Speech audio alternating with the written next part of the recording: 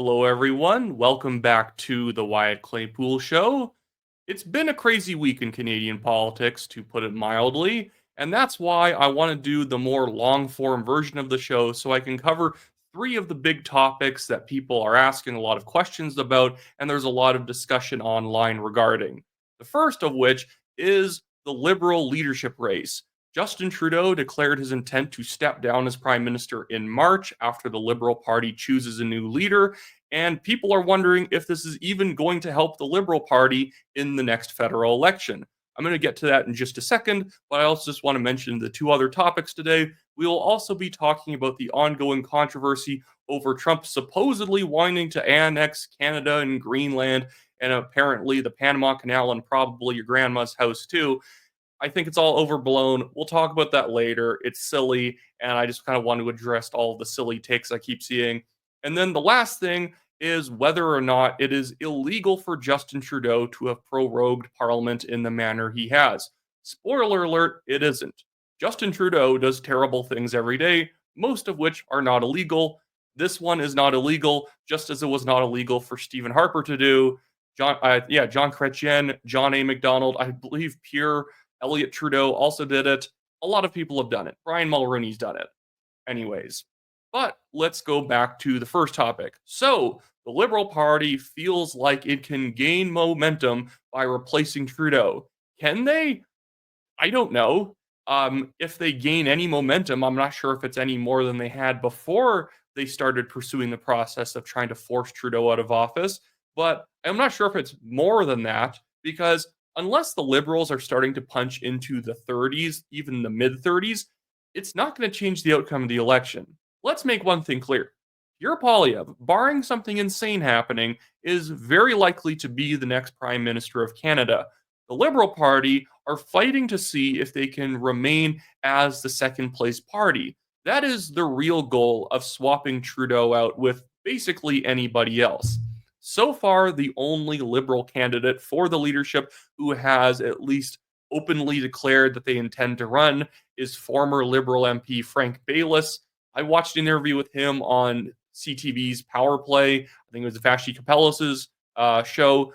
Honestly, he sounds like somebody who'd probably be a major improvement over Trudeau. Not good. The man himself is corrupt and, in fact, was running a fake healthcare company, right, like Randy Boissonnault was, because of his connections as a former Liberal MP. As a businessman, he started a fake firm to basically acquire ventilators, but it was basically just a middleman organization that didn't need to exist at all, but he got to rake in a bunch of cash for it. But even he sounded more rational than the vast majority of Liberals when it came to the upcoming trade negotiations with Trump. Trump's talk about annexing Canada, he was actually cool-headed about it. Probably a good option if you're a Liberal. I'm a conservative. I don't want the Liberals to win. And because he sounds somewhat rational, even though he's still in favor of the carbon tax and a bunch of other stupid Liberal policies, because he's not completely insane, the Liberals are probably not going to choose him. But I want to show you some polling results right here because I think they really flavor what Canadians so far are thinking about this move by the Liberals. And so far, it's looking somewhat positive for them. But again, I think I'm going to recontextualize this information in just a bit to demonstrate that it's probably not exactly the secret sauce that the Liberal Party thinks it is. But before I do that, guys, look at that sign right there. Like this video. Subscribe to the channel if you like it and you haven't subscribed yet. And if you have any thoughts throughout it, leave it in the comments. Even if I don't comment back to you guys or react to your comments, I always try and scroll through multiple times after the video is released just to see what the discourse is like. But here are the results from Polling Canada. Polling Canada is just the aggregator of all the polling results. This result is specifically from Palace Data, and it's asking people their satisfaction with Trudeau's decision to step down. Obviously, he hasn't fully stepped down. He's going to step down in March. And again, with all the people saying he didn't actually step down, he just said he intends to step down. He's going to step down, like 98% chance he's going to step down. I'll give you 2% that he doesn't. But what's Trudeau going to do in 2 months? Suddenly say, actually, I'm not leaving? What, is he going to win the election now? No, he'd just be even more unpopular. But this poll result shows 60% of Canadians are satisfied with this decision, 19% are dissatisfied. I don't doubt that's actually 50-50 conservatives and liberals, because there's a lot of conservative voters who wanted to kick Trudeau's butt in the next election. And then only 19% are neutral. So you could say that that is a very decisive result, showing that Canadians are generally happy seeing that somebody who sucked as prime minister has finally realized that he should just go take his walk in the snow and not bother us any longer. Although he's going to bother us until the end of March, annoyingly enough. And this may, if you're a Liberal Party, insider, make you think, well, we made the right decision. We put the screws to Trudeau, and Canadians liked that. Okay, but are people going to vote for you now? Like, I have seen the Palace poll. Maybe I'll quickly scroll up to that.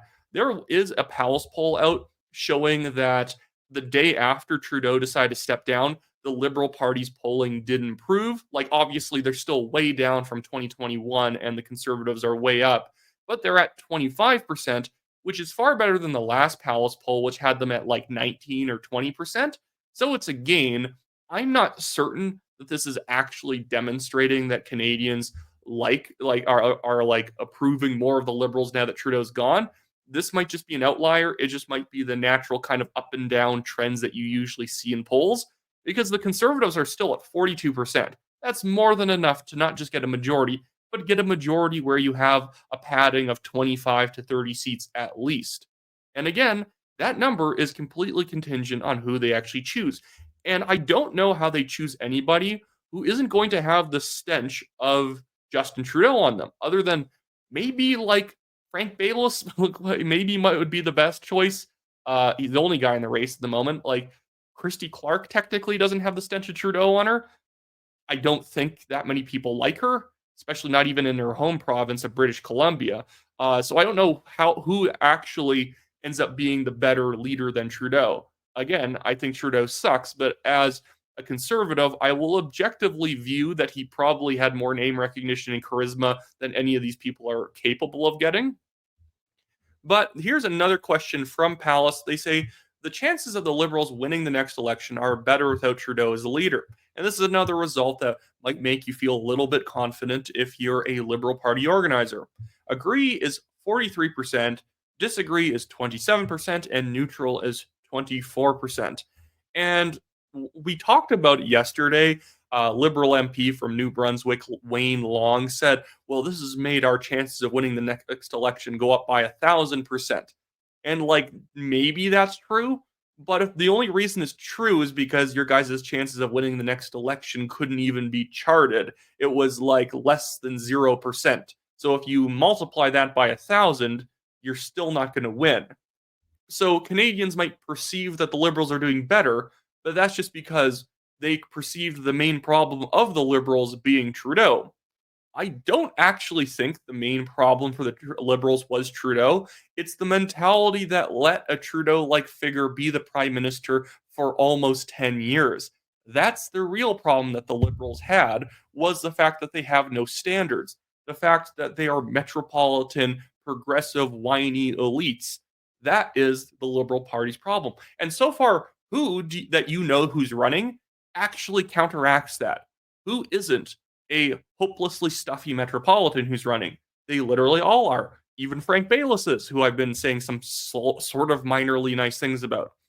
Here is a poll result. I believe this might be Research Co. or might be Palace or Nanos. Doesn't really matter. But here is the preferred prime minister result, showing that right now they were still polling Trudeau, but Poilievre on a preferred prime minister poll is at 41%. And while you could say, well, of course he's going to be kicking Justin Trudeau's butt in one of these polls, Trudeau just stepped down. The thing is, Singh hasn't gained anything. May actually has gained a little bit, but it's Poilievre that has actually gained. Technically, Trudeau's 1% up since this polling company did the poll last time. But there's literally no room for any other option right now. Do you think that if the Liberals start running somebody, that the 41% who approve of Poilievre are going to split away? Because Singh's base is pretty locked in.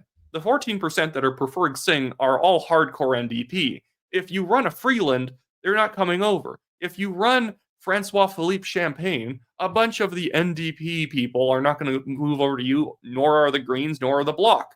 So right now, the Liberals are in a position where the amount of marginal gain that they can find here is very little. Maybe they can grab 1% from the NDP, maybe 3 or 4 from the Conservatives if they bring back some very, the blue Liberals who are maybe voting Conservative now. Maybe they take one from the Greens, the NDP, maybe the Bloc. But like, we're talking about them pushing themselves up to like 26% in the preferred prime minister polls. And in theory, the Conservatives would fall like 38%. You're not going to win with a 12% deficit on that, on that specific stat. Here is a hypothetical federal vote, and this demonstrates just how bad things are. If you get people to either pick between the Conservatives or Liberals and NDP, the Conservatives actually become more popular. When you posit to people that the Liberals and the NDP are the non-conservative choice, people actually start voting Conservative harder. Because in theory, you might be voting NDP because you don't like Liberal, but if you are voting NDP because you don't like Liberal, and then a pollster kind of indicates to you, well, these are the two options that are opposing all the reforms that Poilievre wants, even though your general default vote, if you're not voting Liberal, might have been NDP, it kind of snaps you out of it. You're like, oh my goodness, no, I can't do that. I'm voting Conservative. So this is a crazy poll. 48% Conservative, 31% Liberal or NDP, either or, and then Bloc Québécois 10%. And even when they polled people on do you want the NDP and the Liberals to combine, both the Liberals and NDP decisively said, no, we do not want to combine with the other party. Because as Conservatives, we tend to think both of them are obnoxious progressive left-wing parties, so why don't they just combine? Well, although these days the distinction between the two parties is blurred, remember when Michael Ignatieff and Jack Layton were the leaders of the Liberals and the NDP? That's when the differences were very stark, and many in the parties would like to go back to that. That the NDP goes back to being the working class party who isn't absolutely illiterate in economics, and the Liberals go back to being the party for pensioners and people who want, like growth or something like that. And then the Conservatives can be the party that actually tries to have common sense balance between, wage growth, economic growth, immigration, and all this other stuff. Anyways, so one more thing I want to highlight here is the Research Co poll, because this Research Co poll was conducted the day after Trudeau resigned. This is what makes me skeptical, despite the Palace poll up here showing the Liberals jumping to 25%, which is pathetic when we consider that a jump. This poll by Research Co, after Trudeau had announced his intention to resign, they're only at 21%. Conservatives at 47%, and the NDP, in fact, have lost a lot of support since Research Co, or since the last election, according to Research Co. They're only at 15%. The Bloc is at 10%. That would be a near sweep of Quebec for the Bloc Québécois. And so this is where in theory, let's say they run Freeland. Freeland has been shown to have the best hypothetical numbers if the Liberals make her the leader,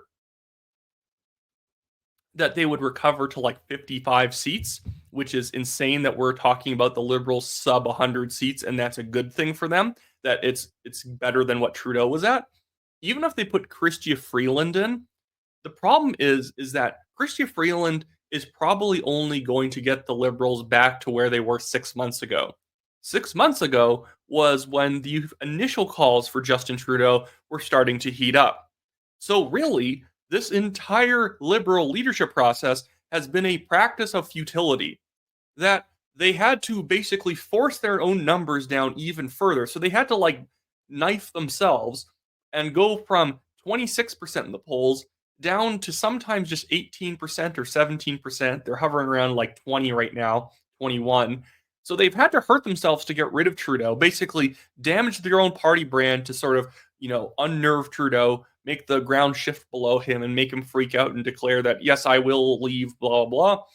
And by appointing even the best possible Liberal option, unless some hero comes over the hills, and it's not happening, there are no Liberal heroes in Canada, that even if they got this heroic figure to become the Liberal leader, are they going to overcome the hero narrative that Pierre Poilievre has?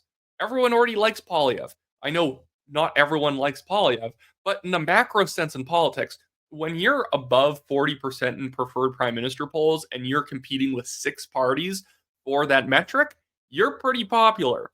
Even if the Liberals run some, dashing hero as the party leader, he's not going to have the name recognition to win. He doesn't have the bandwidth to win before the next election. And at best, you're going to do a little bit better than Trudeau was doing 6 months ago. So where are they going to be at 28% on election night? Okay, I guess they still get clocked in the face. And if anything, that actually might be good for the country just because, as much as I like the Conservative Party, you do want a rational opposition to keep them accountable because you don't want a party that doesn't feel like it can lose. You want a party always knowing that it can lose unless it does the right thing. And also, it would be great, honestly, if all of us who don't already have Conservative Party memberships should go and take out a Liberal Party membership and just all vote for the most conservative options for the Liberal Party. Because although there's always this idea that wouldn't it be great if we got Mark Garretson to be the new leader of the Liberal Party, and I find that funny and I kind of support it. At the same time, I would like that the Liberal Party, the NDP, the Greens, everybody become more rational, more pro-Canada, more conservative. So I don't have to freak out every time the Liberals are potentially going to win the government back from the Conservatives in the future. I'll be like, don't worry, they're Paul Martin, John Chrétien Liberals. So if they do take over, not ideal, but they understand economics. So yeah, all of this not going to help the Liberals in my mind. Maybe it helps, but what do we mean by helps? We're talking about gets them back to where they were a year ago or 8 months ago, not actual improvement.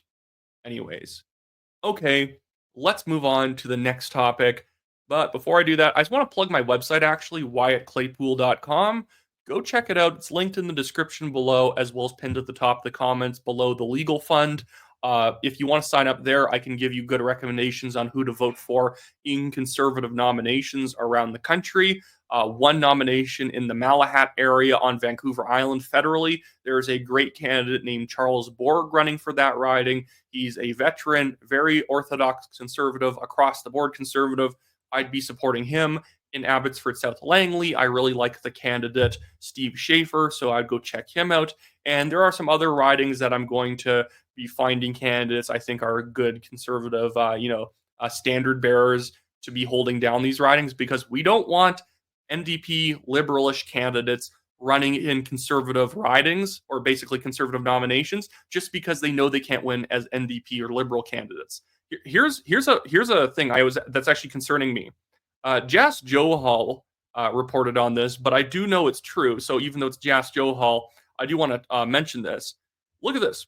Richmond City Councillor Chalk Ah is contesting the federal Conservative nomination in the new riding of Richmond Centre Mariupol. Today, his opponent went out of his way in an email blast to remind members he ran for the BC NDP in 2017. And in my mind, I can't vote for a guy who ran for the BC NDP in 2017. So if you guys live in this riding, Richmond Centre Mariupol, sorry, I keep getting the names wrong. If you live in this riding, don't vote for this guy. There's another guy in the riding of Surrey Guildford, the federal riding, Harjit Singh Gill, who is the Conservative candidate. He is currently the federal Conservative candidate. He ran for the NDP in 2019 in the same riding. Has a photo with Jagmeet Singh. I will show it on screen. This guy, Harjit Singh Gill, is a Conservative candidate in this next election cycle. Why? And guess what? All of his opponents in that nomination in Surrey Guildford were disqualified. Isn't that a little bit not great? I get kicked out of a Calgary Signal Hill nomination for no disclosed reason. Maybe I was conservative and that was a problem. But this guy and the other guy are allowed to run. Weird. Anyways, okay. Now let's move on to the Trump issue.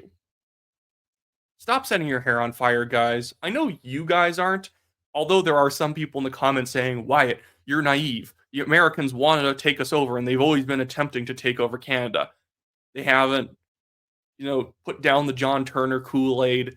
It's not happening. Do you know what Donald Trump is doing with all this talk about taking over Canada, and maybe he should put economic force on us to do so? Maybe we should militarily invade Greenland. Maybe we should use the military to take back the Panama Canal. It's a negotiating tactic. He's trying to mess with you so you take your eye off the ball. This sounds weird. I'm going to have to give Elizabeth May partial credit. Because although she is a crazy lady who is going off about how California, Oregon, and Washington should join Canada, maybe Vermont should join Canada, she at least gets that Trump isn't serious and she's countering him with her own unserious jabs. That's really what she's doing there. But I have been seeing people left, right, and center on the political spectrum pretending like this is the second coming of the War of 1812. It's not. Trump is messing with our diplomats and our incompetent liberal government by talking about his intention to put economic force on Canada to make us the 51st state. Do you think that Trump is really going to waste the political capital when his own government would probably oppose him to acquire Canada? He already has enough things to achieve domestically in the US. Again, what he is doing is making our feckless government forget about what they should be doing with the US in terms of preparing an actual trade and border security position, and instead waste all of their time answering questions about random offhand comments Trump made before he's the president. He's not even the president yet. He's not inaugurated. He's just saying stuff at Mar-a-Lago because we're dumb enough to talk about it all day. And now I have all these people, and again, conservative people. I'm not just talking about Andrew Coyne. Like Harrison Faulkner keeps going on about this as if there is a serious chance that Canada is going to be invaded. We need to boost our military spending up to 5% and put tanks along the border. Guys, stop it. Like some people did say that. That wasn't Harrison. But some people have been saying stuff like this. It's not happening, guys. Canada should just be trying to play hardball on trade and finding pressure points on the US that would push them off of trying to gouge us on trade, showing areas where we could basically put tariffs on them that would heavily hurt industries in certain states. That's what we should be doing. It's hardball. It's what Trump is doing. That is what we should be doing. I don't even know how to tell. Like, and when people see, oh, but look, Charlie Kirk and Don Jr. out in Greenland talking about how they want to acquire Greenland. Do you think the U.S. actually wants to militarily acquire Greenland? They don't. They probably just want mineral mining rights. Greenland is mostly not that useful unless you're mining there, and the U.S. does not need to occupy Greenland in order to get benefit. Trump is probably also just trying to push the Danes to spend more on military because all of these territories like Canada and Denmark and other Scandinavian countries don't do much to protect their Arctic areas where they border Russia effectively along the north. And Trump wants them to start spending their actual NATO commitments so that he doesn't have to protect them as much. That is what he wants Canada to do. Do you think if Poilievre was already the prime minister as of like a year ago and he was getting rid of the carbon tax and increasing military spending and cracking down on illegal drugs and criminals, that Trump would be doing this? No, because he doesn't like Trudeau. And once Trudeau's gone, and especially once the Liberal government's gone, things are going to go back to normal. And we're going to have the when Irish eyes are smiling moment with Brian Mulroney and Ronald Reagan, but with Trump and Poilievre, because there's really no reason to fight. Trump doesn't really want to fight. That's really it, guys. Okay. So that's it on that issue. I don't think I need to rant about it anymore. Now there is the issue, is the prorogation of the government illegal? I'm going to tell you guys, it's not. I know it feels bad because the Liberals are sleazy and it is a sleazy move to try and keep an election from happening right now. But there's no legal requirement for an election to happen, so it's not like the Liberals are trying to prevent an election from happening when it must legally happen. This is a tool that, again, Harper, Mulroney, Chrétien, John A. Macdonald have all used. You're allowed to prorogue government. The real consequences for proroguing government, although I believe the Governor General will legally force you back into government if you're proroguing for like an absurd amount of time. But the real consequence to proroguing government is it makes your party look bad. It makes the person who does it look bad. So Trudeau looks really bad right now. He's definitely not going to say, I'm suddenly staying as leader, because he's already shot himself in the foot by saying he's going to resign and then shot himself in the foot again by proroguing. And guess what the prorogation did? It killed all of the Liberal bills that were not yet passed. Bill C-63 is dead. There's a lot of other bills that are dead that were coming down the pike. And that were absolutely garbage. A lot of anti-scab laws that the Liberals, I believe they might have passed that one, but there were some other crazy labor relations policies that they had going. All of this ends up getting paused.